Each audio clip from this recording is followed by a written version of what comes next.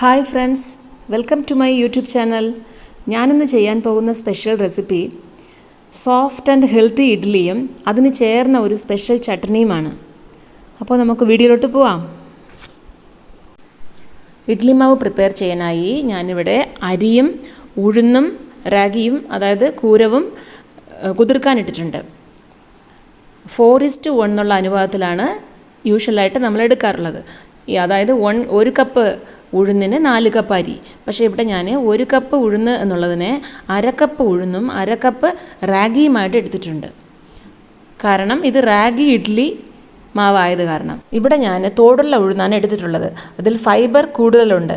അതുപോലെ കൂരവ് റാഗിയിലും ഫൈബറും അതെ iron കണ്ടൻറ്റും റിച്ചാണ്. So തികച്ചും ഇത് ന്യൂട്രിയൻ്റ് റിച്ച് ഫുഡാണ്. ഇത് രണ്ടും കറക്റ്റ് 6 മണിക്കൂർ അതെ 6-6.5 മണിക്കൂർ നന്നായിട്ട് കുതിർന്നിട്ട് ഞാൻ വൃത്തിയായി കഴുകി വെച്ചിരിക്കുകയാണ്. നമുക്കിപ്പോൾ ഇതിന് അരയ്ക്കാം. അതിന് ഗ്രൈൻഡറിലോട്ടിടാം. ഇപ്പോൾ മാക്സിമം തോടുള്ളത് ഞാൻ അങ്ങനെ കളഞ്ഞിട്ടില്ല.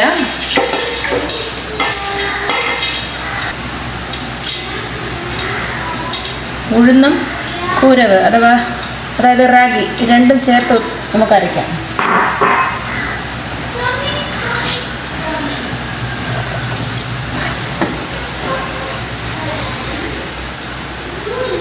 അപ്പോൾ ഈ റാഗിക്ക് പകരം നമുക്ക് ഏത് മില്ലറ്റ്സ് വേണമെങ്കിലും ചേർക്കാം. ഉഴുന്നിനോടൊപ്പം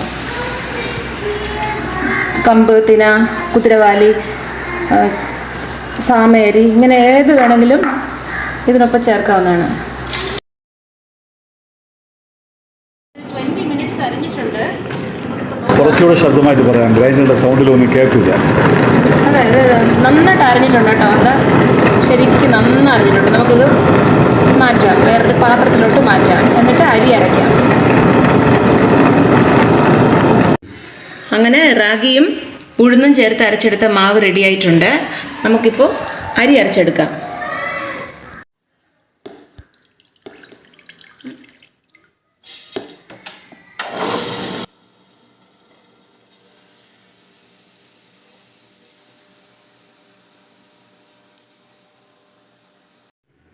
ഇപ്പോൾ അരിമാവും അരച്ച് ചേർത്തിട്ടുണ്ട്. ഉപ്പും ചേർത്ത് നന്നായിട്ട് മിക്സ് ചെയ്ത് വെച്ചു. ഇനി ഒരു രാത്രി ഫുള്ളായിട്ട് കഴിയുമ്പോൾ നാളെ നമുക്ക് കാണാം. നന്നായിട്ട് പൊളിച്ചിട്ട് പിന്നെ നമുക്ക് നോക്കാം. മാവ് നന്നായിട്ട് പൊളിച്ച് പൊങ്ങിയിട്ടുണ്ട്. ഇപ്പോൾ കലക്കിയെടുക്കാം. കാരണം അരിമാവ് ഉഴുന്ന മാവ് അതിന് നന്നായിട്ട് മിക്സ് ആവണം.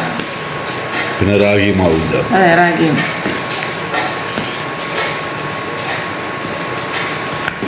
ഇത് തന്നെയാണ് ഈ കൺസിസ്റ്റൻസി ഇഡ്ഡലി മാവിൻ്റെ. പക്ഷേ ഇനി കുറച്ച് വെള്ളം ചേർത്ത് നമുക്ക് ഇഡ്ഡലി ചെയ്യുമ്പോൾ വെള്ളം ചേർത്ത് ഒഴിച്ചെടുക്കാം. അതിൻ്റെ ആവശ്യമില്ലെന്ന് തോന്നുന്നു. ദോശയ്ക്ക് വേണമെങ്കിൽ വെള്ളം ചേർക്കാം, ഇഡ്ഡലിക്ക് ഇതേ മതിയാവും. കുറച്ച് ആവശ്യമായത് വേറൊരു പാത്രത്തിലോട്ട് മാറ്റാം.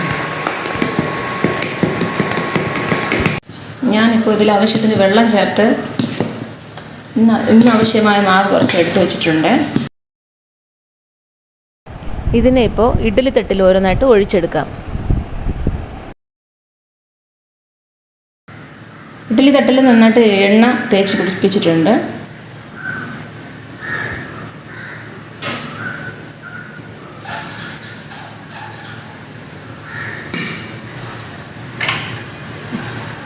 ഏറ്റവും അടിയിലുള്ള തട്ടിൽ ഞാൻ മാക്സിമം വയ്ക്കാറില്ല.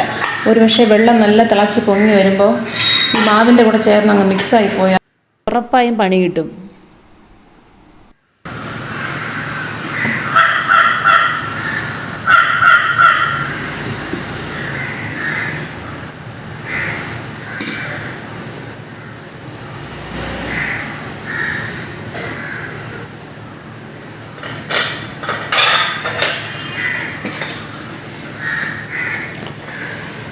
ഇത് നമ്മളിപ്പോൾ വെറും 4 പേർക്ക് ചേർത്ത് ഒരു 12 ഇഡ്ഡലി മാത്രം തന്നെ പ്ലാൻ ചെയ്യണം. കാരണം ഈ തൊലി ഇളക്കാത്ത ഉഴുന്നായതുകൊണ്ട് അത് കുറച്ച് ദഹിക്കാൻ ഒരു സമയമെടുക്കും. മാത്രമല്ലാതെ ഈ നല്ല റിച്ച് ഫൈബർ കണ്ടൻ്റെല്ലാം അത് കഴിക്കുമ്പോൾ വലിച്ച് കഴിക്കേണ്ട ആവശ്യവുമില്ല. ഇതിൻ്റെ കൂടെ ഒരു മുട്ടയും അല്ലെങ്കിൽ നേന്ത്രപ്പഴം വേവിച്ചതോ ചേർത്ത് കഴിക്കും. ആൾക്ക് ഒരു 2-3 ഇഡ്ഡലി ധാരാളം മതിയാവും. ഇത്ര തന്നെയാണ്. അപ്പോൾ ഇതിനെ ആദ്യം ഇതിൽ വെള്ളം ഒഴിച്ച് വെച്ചിട്ടുണ്ട് ഇഡ്ഡലി പാത്രത്തിൽ.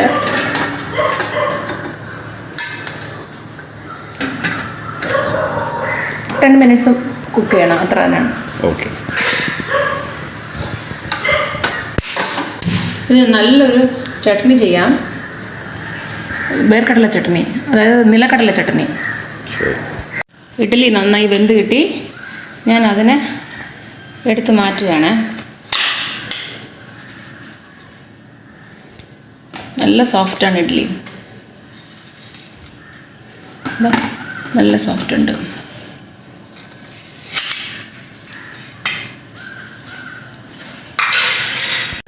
അങ്ങനെയെല്ലാം എടുത്തു മാറ്റി നമുക്കിനി ഇതിന് വേണ്ട ഒരു സ്പെഷ്യൽ ചട്നി ഒന്ന് അരയ്ക്കാം. ഇതവിടെ ഇരുന്നുണ്ട്. സ്പെഷ്യൽ ചട്നി, അതായത് നിലക്കടല ചട്നി അഥവാ പീനട്ട് ചട്നി. ഇതെനിക്ക് ചെന്നൈയിലൊരു നിലവേണി എന്ന് പറഞ്ഞ ഒരു ചേച്ചി പറഞ്ഞു തന്നാണ്. അപ്പോൾ അതിനാവശ്യമായ സാധനങ്ങൾ: 1 കപ്പ് നിലക്കടല അല്ലെങ്കിൽ വേർക്കടല, 3 വെളുത്തുള്ളി, ഒരു ചെറിയ കഷ്ണം ഇഞ്ചി, ആവശ്യത്തിന് കറിവേപ്പില, 3 പച്ചമുളക്. ഇത് ഓപ്ഷണലാണ്. ആ ചേച്ചി എനിക്ക് പറഞ്ഞു തന്നപ്പോൾ റെഡ് ചില്ലിയാണ് പറഞ്ഞു തന്നത്. പക്ഷേ ഞങ്ങളിപ്പോൾ യൂസ് ചെയ്തത് കാരണം ഇപ്പോൾ ഇത് പച്ചമുളകിലേക്ക് മാറി. പിന്നെ തേങ്ങാവും അതും ഓപ്ഷണലാണ്, വേണമെങ്കിൽ ചേർക്കാം, ഇല്ലെങ്കിൽ വേണ്ട. പുളി, ആവശ്യത്തിന് പുളി, ഉപ്പ്, വെളിച്ചെണ്ണ, പിന്നെ കുറച്ച് ശർക്കര. ഇത് അതിൻ്റെ ടേസ്റ്റ് ഒന്ന് കൂട്ടാൻ വേണ്ടിയാണ്, ചെറുതായിട്ടൊന്ന് മതി. ഇത്ര തന്നെയാണ്. നമുക്കിതൊന്ന് വേഗം ഒന്ന് ചെയ്തെടുക്കാം. നമുക്കിപ്പോൾ ഈ വേർക്കടല ഇതെല്ലാം ചേർത്തൊന്ന് വറുത്തെടുക്കാം.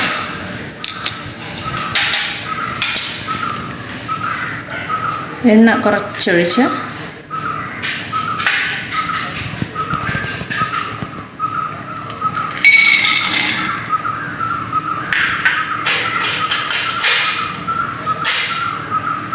വേർക്കടല നന്നായിട്ട് അങ്ങനെ കറുത്ത് വറുക്കുകയാണെങ്കിൽ തോലെടുത്ത് മാറ്റണം, ഇല്ലെങ്കിൽ തോലോടെ തന്നെ നമുക്ക് ചട്നി അരയ്ക്കാം.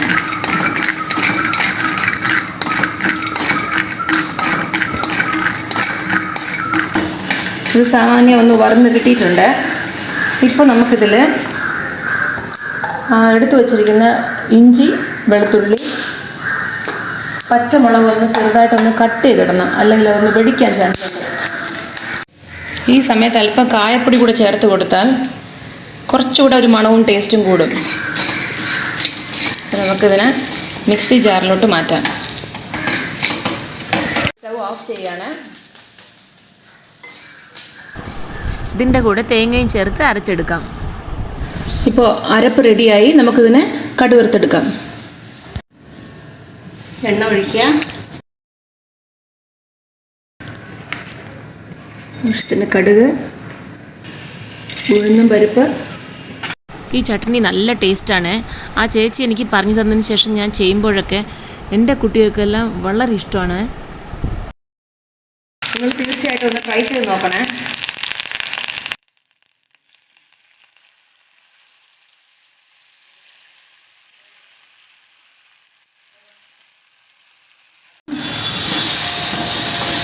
കുറച്ച് മിക്സി ജാർ കഴുകിയ വെള്ളം കൂടെ ഒഴിച്ചു കൊടുക്കാം. ഇത് അധികം നേരം തിളയ്ക്കേണ്ട ആവശ്യമില്ല, കാരണം പീനട്ടല്ലേ, പെട്ടെന്ന് അങ്ങ് തിക്കായി പോകും.